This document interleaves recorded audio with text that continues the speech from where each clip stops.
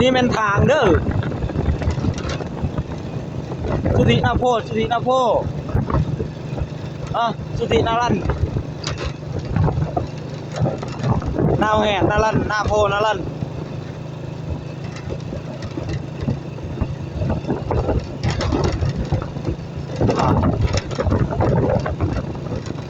นี่เป็นเส้นทางสายปลา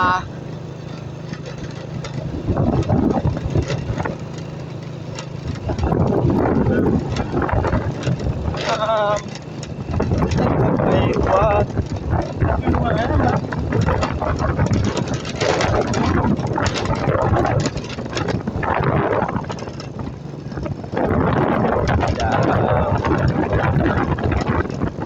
ไทยสายดีพี่น้องสาบันเรา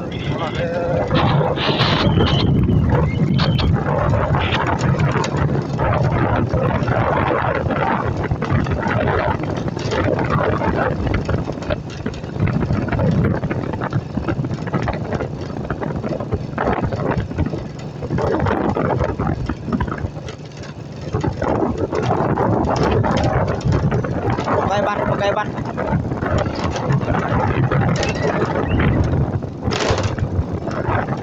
บัดวานเด้อบักตาลวาน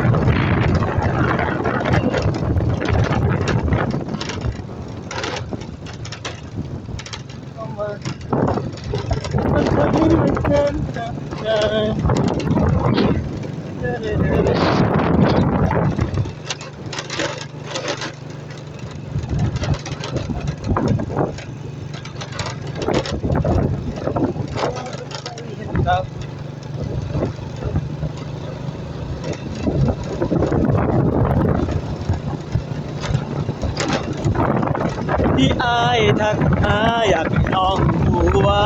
ยังรักเจ้าหลายมันเป็นความสุขทางใจเสื้อผู้หน่อยตัวได้ในเพชรเด้อเดี๋ยวซื้อกล่องเด้อแน่มาเท่าไหร่กันกินเนาะ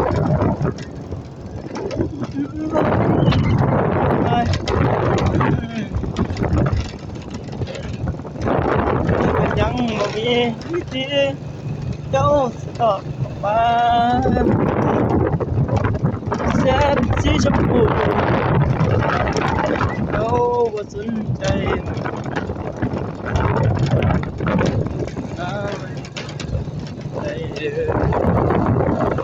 แม่ได้มา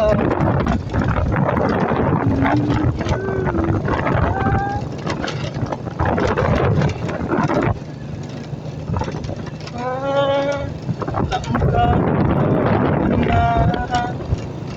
เด้อก็ตามเจ้าเกศก็อีกสิเกศไม่ใช่ตั้งแต่ป่าแล้วพี่น้องพ่อแม่คือการบอกกันด้วยแล้วเขานั่นก็เมื่อเลยเนาะนี่ผู้หน่อยทั้งวัวนี่ป้ายนั่นไปแล้วเทินว่าผู้หน่อยผักหวานผู้หน่อยสามจบผู้หน่อยทำอะไรสามจบหมดแล้วเนาะประเทศโลก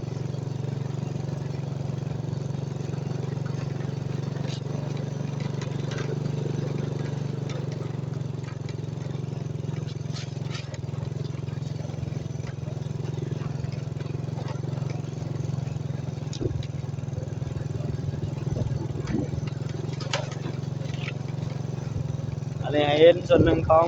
การเดินทางปกไก่บัตรบัตรแกะเลย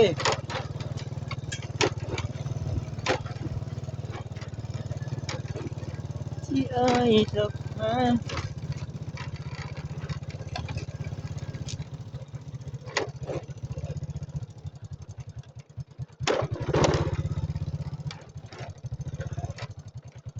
เริ่มครับมือเดียวสิบไรเลยเด้อ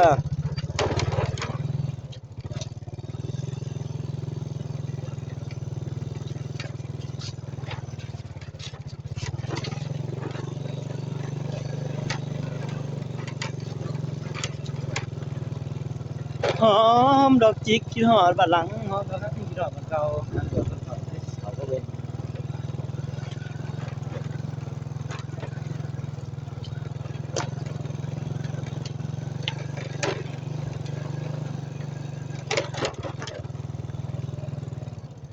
ทางตัวนี้แหละทางไปหาปลาหาปูเด้อ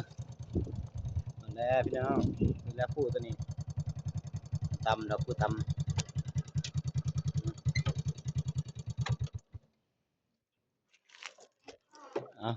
ฝากติดตามชมตอนต่อไปขอขอบใจ